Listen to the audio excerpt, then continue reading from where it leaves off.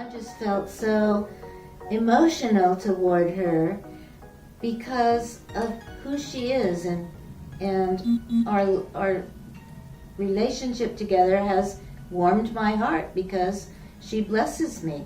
I get to talk to a teenager besides my grandkids, and it's awesome. So I have a really deep heart for not only the girl that I'm interviewing, but for all of them, but especially for her. So I think it's just my heart has grown just in sympathy. I want them to basically have a good life and a good time. Well, I think just getting to know her and the circumstances that she has overcome, and to see what a responsible young woman she is, regardless of those circumstances, and thinking how much the Lord loves her and has provided this opportunity for her, I like that part of the program.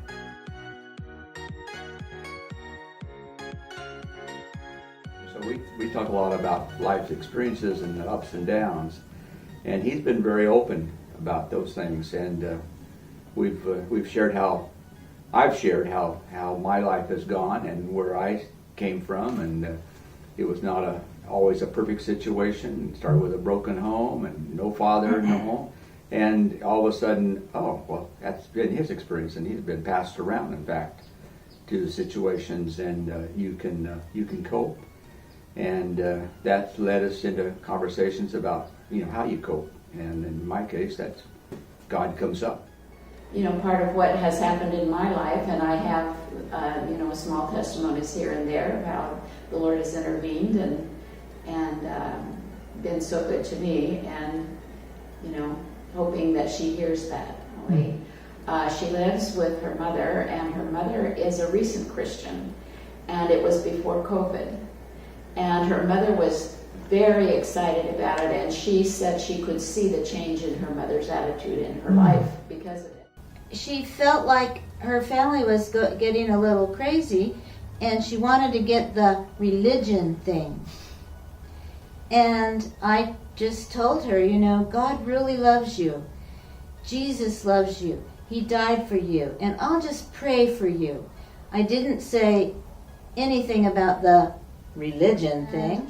Now when I say, I'll pray for you, she goes, thank you for your prayers.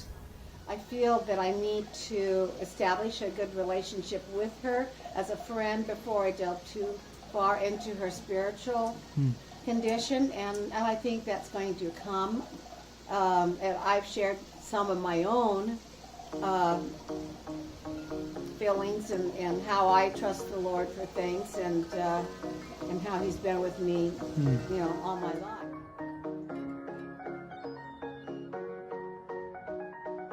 I guess my cat's going to join me, but that's also been the other thing. We've shared our pets. Yeah. we've shared pictures back and forth, and I share my artwork and she shares hers, and Oh, so it's been fun that way. Well, I usually sit outside on that little swing, and I'm throwing the ball to the dog, Tab. And so she wanted, of course, a picture of Tab, and he's gotten to be kind of like, how's Tab today? And so that's kind of been a little bond that we have formed there. She likes to talk about going on a ride with her boyfriend, and that's fun for her, but then it's a little worrisome for me sometimes. Well, we found out, for example, this last weekend that the halftime show was crazy.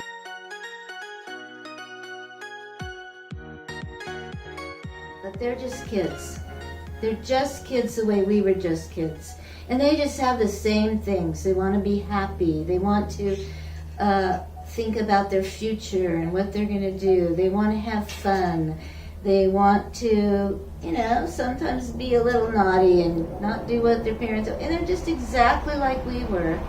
And it's easy to talk to them because we're all people. We're all God's children.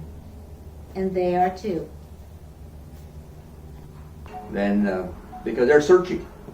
just like we were, just like we continued. We are all searching, we are all dealing with our doubts, and we find ourselves in trying to figure out the new world. And when you just are honest and open, they find out that you care, and when they find out you care, as Judi has shared, then they listen more intently to what you have to say. And they know you're not perfect. I would say try. If someone has the heart to talk to an older person and they would like to call and cheer you up, then allow them to do that. And you might be surprised at the bridges that you'll build and how much you'll enjoy talking to them. I was a little hesitant myself, just to carve out the time, like they're supposed to call and cheer up a sheltered person who has nothing to do, and I'm like, well, maybe I can find an hour. Yeah. And I think that's the way a lot of people feel. But it's really worth the effort. I have loved it.